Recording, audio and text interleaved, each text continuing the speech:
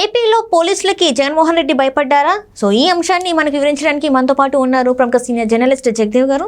నమస్కారం సార్. నమస్తే సార్, ఇప్పుడు చూసినట్టయితే ఏపీ పోలీసులని అంటే తన చెక్కు చేతుల్లో పెట్టుకున్నారని చెప్పేసి చాలాసార్లు జగన్మోహన్ రెడ్డి గారి గురించి మాట్లాడిన సంగతి అంటే వార్తలు మనం చూసాము. అంటే ఐపీఎస్ కాకుండా జేపీఎస్ అని కూడా చాలా వరకు అనడం చూసాము. అంటే పోలీసులను తన అట్లా గుప్పెట్లో పెట్టుకున్నారని చెప్పేసి. కాకపోతే ఈ రోజు మాత్రం ఏవైతే సరెండర్ లీవ్స్ ఉంటాయో ఇన్ని రోజులు వేధించిన వాళ్ళని ఈ రోజు మాత్రం బుజ్జగింపుల్లాగా వాళ్ళ అకౌంట్లకి 50,000 నుంచి ₹1,00,000 వరకు జమ చేశారని చెప్పేసి వార్తలు వస్తున్నాయి. నిజంగానే మరి పోలీసులకి ఎన్నికలు దగ్గర పడుతున్న వేళ పోలీసులకు భయపడి ఇది చెల్లించారంటారా? ఇలా అంటారు అసలు?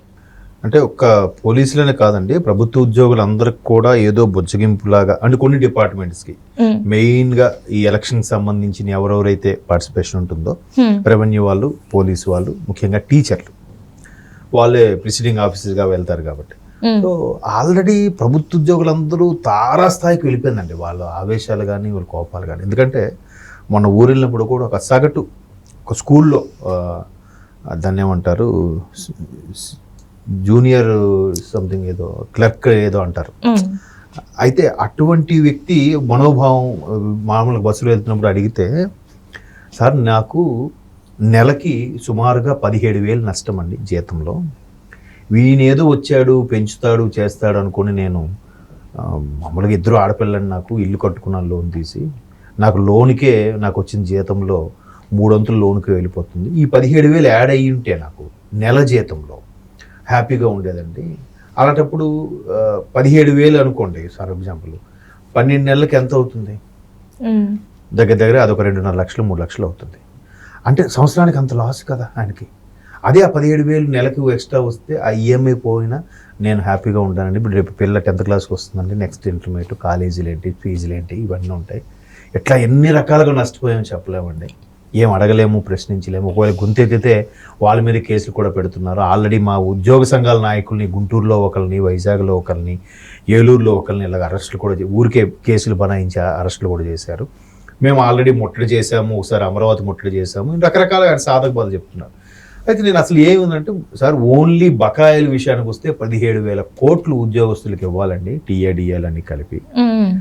ఆ 17,000 కోట్లు కూడా ఓన్లీ డిఏలు, ఈ పిఆర్సీ పెరిగినవి ఏవైతే ఎరియర్స్ అంటారు అవి ఇవ్వాల్సినవే దగ్గర కొంతమంది ఉద్యోగ సంఘాలకి 7,500 కోట్ల వరకు ఇవ్వాలంట. ఇది మొన్న 2022లో పిఆర్సీ ప్రకటించారు.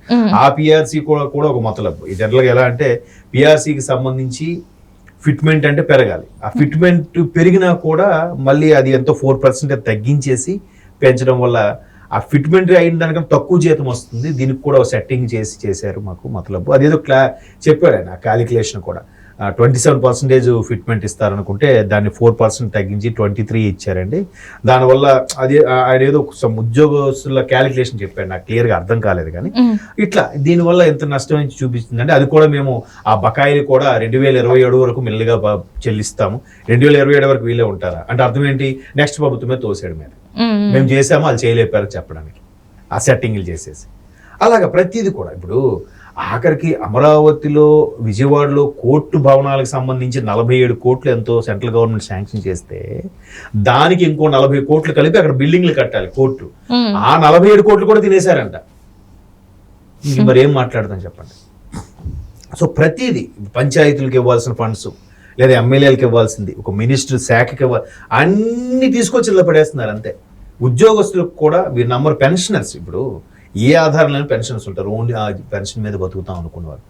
వాళ్ళకి ఒక్కొక్క రోజు, ఒక్కొక్క నెల 5వ తేదీ, ఒక్కొక్క నెల 12వ తేదీ, ఒక్కొక్క నెల 17వ తేదీ. నాకు బాగా గుర్తు 2021 డిసెంబర్లో అయితే మా పక్కింట్లో ఒక ఆయన హెడ్ వార్డర్గా చేస్తారు, సెంట్రల్ జైల్లో హెడ్ వార్డర్గా ఏదో చేసి రిటైర్ అయ్యాడంటే ఆయన దసరా అయిపోయిన తర్వాత పడింది ఆయన పెన్షన్.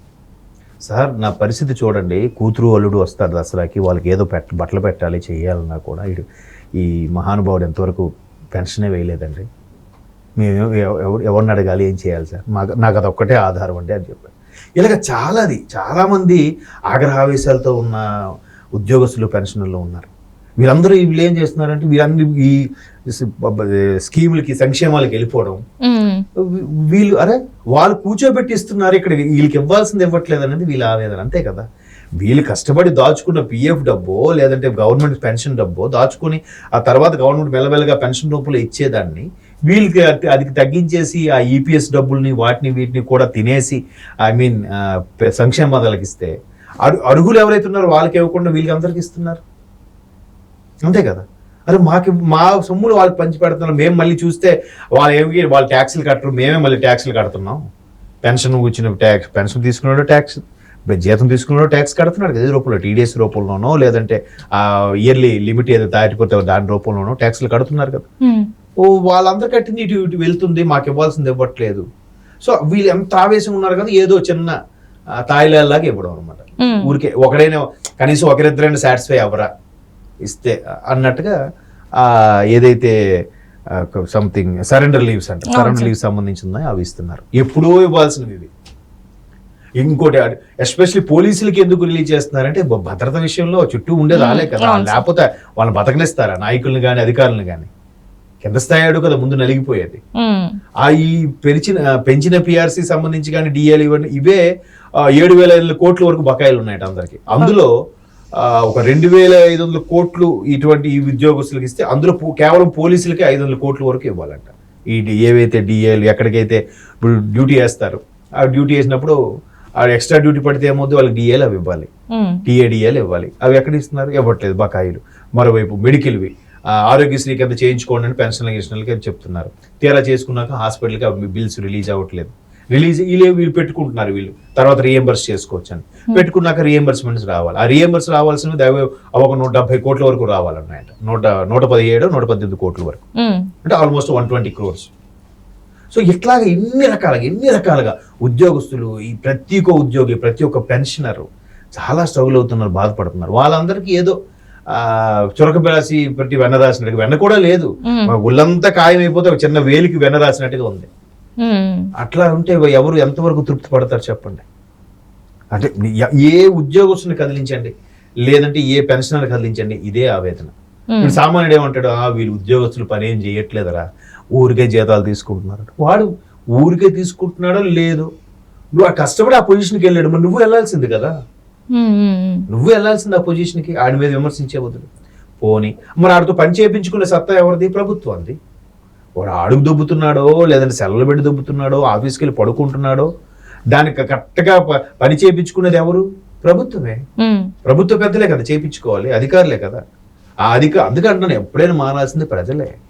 వీడి మీద వాడి మీద విమర్శ చేసుకోవడం కాదు. వాళ్ళకి న్యాయంగా రావాల్సింది, వాళ్ళు కష్టపడి చదివి జాబ్ కొట్టారు కూడా అది జీతం వస్తుంది. ఆ ఊరికే జీతాలు తీసుకుంటున్నారా అని అంటే బాగుంది. మరి నువ్వు కష్టపడి చదివి అక్కడికి వెళ్ళు, ఎవరు వద్దన్నారు? నువ్వు ఊరికే పథకాల రూపంలో తీసుకొని ఉంటున్నావు కదా, మరి ఇదంతవరకు కరెక్ట్?